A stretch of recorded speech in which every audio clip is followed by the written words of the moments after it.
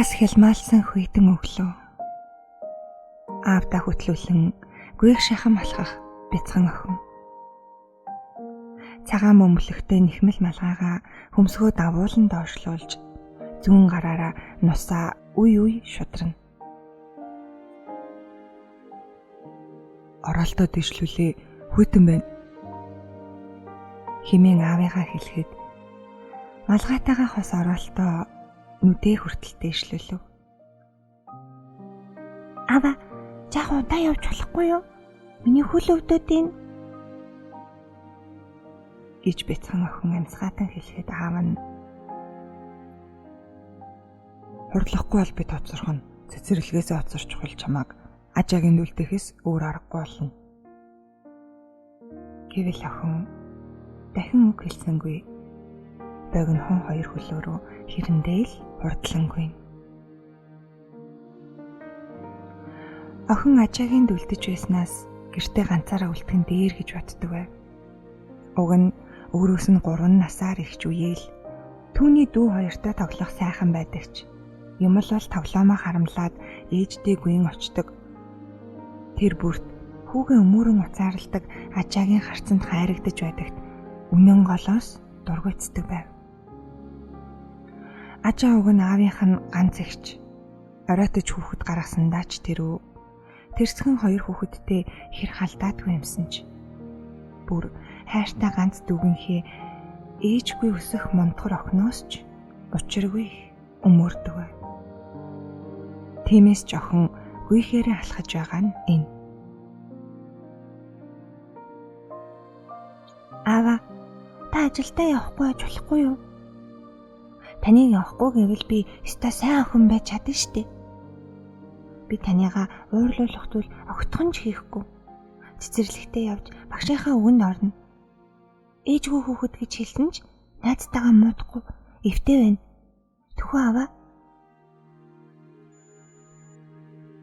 Юу? Ээжгүй хүүхдээ? Энэ үгийг сонсоод аавынх нь сэтгэл өмрөв. Алив, аав нь тэгрээ. Чүп. Миний охин чинь яасан том болов? Мөтгөн аав нь дийлхэ болох юм байна да. Ээжгүй охин. Эндүрмээр гимээр ижилхэн өсөх ээжгүй охин.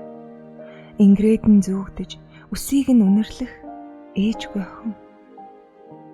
Өдрөөр өсөж том болсон ч өвчсөн мэт дуурайсан ээжээ мэдэхгүй өсөх өрөвдмөр охин.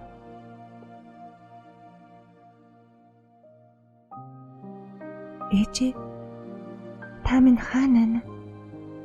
Ингэрт тань тэрвүүлэн үнсүүлэх юмсан гэж их үгүйлэх юм. Сансан шүү, их сансан гэж гомдлоо ганц тайлхсан. Салаа гизгтээ балчирхан охиндоо ирэхгүй юм гэж юу?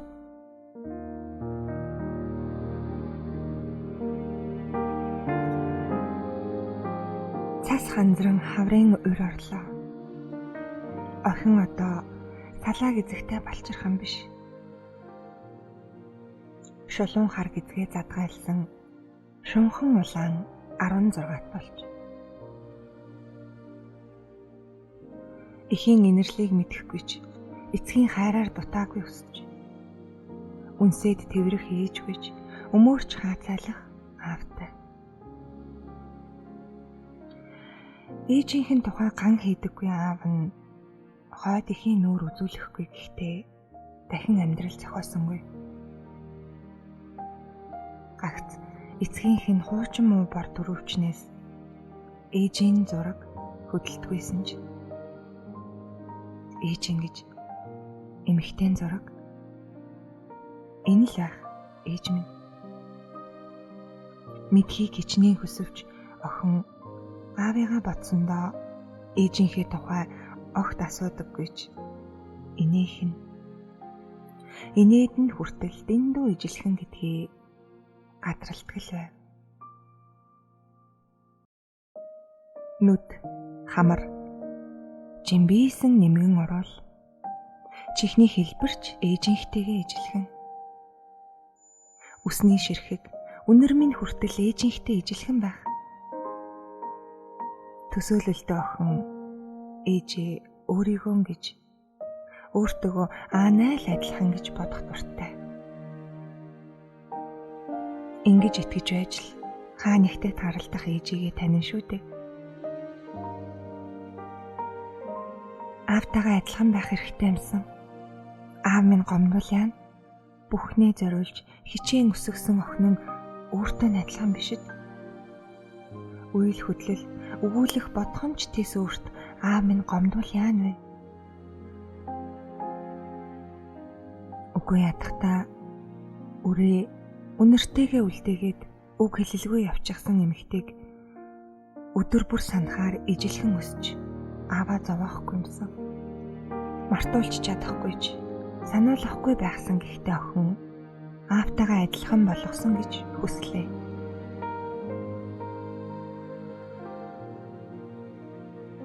Ээжээ, та минь хаана байна? Ирэх болоогүй гэж юу?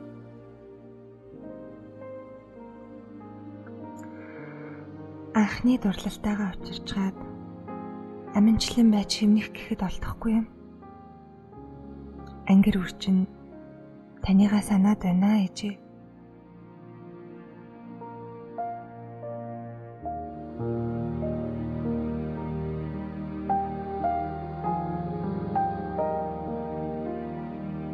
Уйтгартай бороо өдөржин цонх нүдсэн зуны сар гарч агаар амьсгалыг яасан хүйтэн оройв. Хүрмээ өмсөд гарахтаа бүсгүй зог туслаа. Үүдний толинд ээжигээ харлаа. Цэцгэн хээтэй алчуураар хүзүүгээ ороосон улаан хүрэмтэй ээж нь зогсож байв. Мөн байна. Яг мөн байна. Аавын төрөвчөндөх хар цагаан зурган дээр химхтэй гарцаагүй мөн байна. Хар зурган дээр химхтэй улаан хүрм өмссөн байсныг, цэцгэн хээтэй алчуураар гойсныг, тэгээд яг ийм үнэртэй. Үнрээр нь шувууд ороолт нэхэж модтыг хучдаг байсныг ганцхан бүсгүй л мэднэ.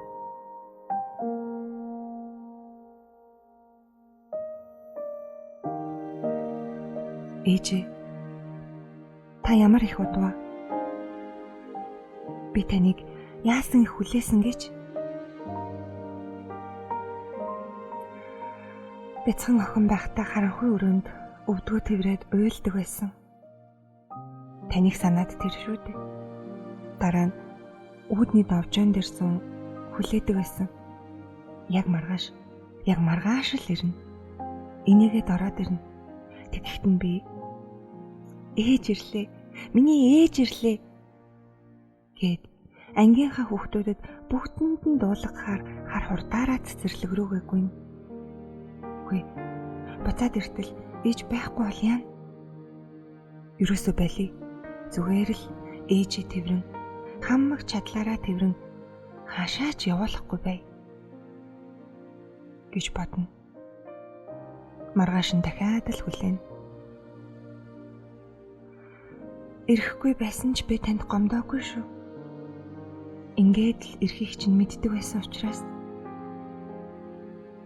намайг хүмүүс яг аавтайгаа ажиллах болжээ гэдэг ч би дотроо яг тантай адилхан болсныг зөвхөн аав бит хоёр л мэддэг байсан.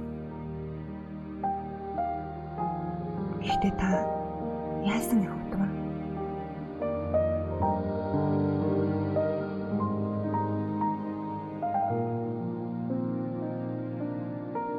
Зүүдэн орон их хол болохоор ээж нь одоо ирж байна. Алхасаар, гүйсээр, ниссээр байсан ч их хол байлаа өрмөн. Нэг ч өдөр, нэг ч хором зогсоогүй юм шүү. Чамаага ямархан бүсгүй болсныг, яаж намайг дуурайсныг, үсний ширхэг үнрийг минь хүртэл өвчснийг харахаар яаран ирсэн юм шүү. яг чиний насан дээр анх чамтайгаа учирсныг хэллээ.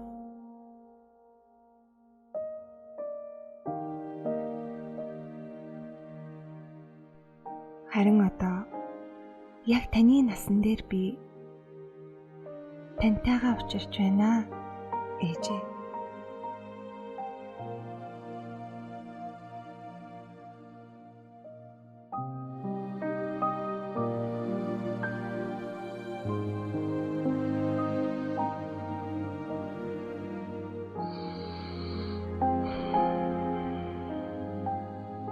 Нар хэвээсэн намрын алгарт үд дунд чилийсэн урт өдрийн төгсгөл артгад эмэгтэй цонхоор харан зөнгөөрөөл санаалтав. Улаан шаргал навчис ам тавин модноос тасрахыг үзээд гомлоо. Тасарсан навчис газарт буугаад хүмүүсийн хөлд гიშгүүлв.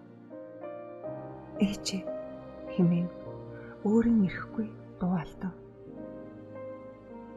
Тэгмэгц хөхөн бүх их чинь унтаж байсан нялх охин эхийнхээ дуунаар зочин уйллаа. Зөө ээж нь охиноо зочооч гисэн үү? За унтаарай. Бум химэн бөөлөв. Ээжгүй амьдралынхаа өвөл хавар зуныг эмэгтэй ийхүү цонхоор харан санаашрав.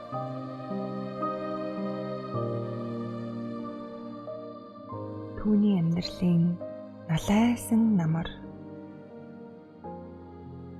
ээж болсон ээжгүй эмэгтэй.